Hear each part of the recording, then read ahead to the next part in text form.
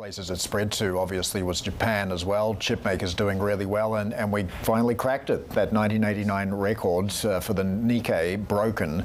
Can the Nikkei push on as well? Well, there's plenty of signs that it can. And I mean, Japan is on the verge of its own, apparent transformation, a transformation that the Bank of Japan has been working away at in various ways for the last decade or so, and you can debate to what extent those policies you ultimately ended up pushing it over the top.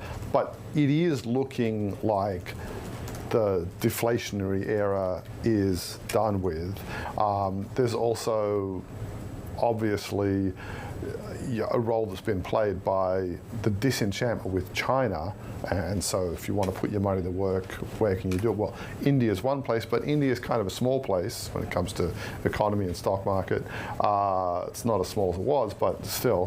Whereas Japan has a much bigger, much more developed market, and it does have plenty of sectors that, as you mentioned, can benefit from it. So Japan looks like it's willing to go higher, although in and of itself, the move past the former Nikkei high reminds us all part of the reason why markets did get so nervous, those nerves could return, is you have the example of the Nikkei in 1990 was the ultimate example of stocks don't always go up. You can go up so high that when you come down from there, it takes a very long time to recover. So I think there is going to be at least some constituency that's going to look to be nimble and be worried that there could be a situation where things turn sour very quickly.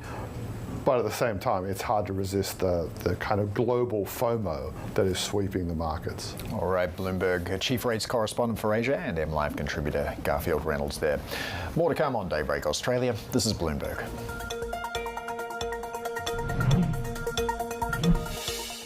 The world needs ways to reduce carbon emissions, especially for heavy industry. We're working on solutions in our own operations, like carbon capture and clean energy from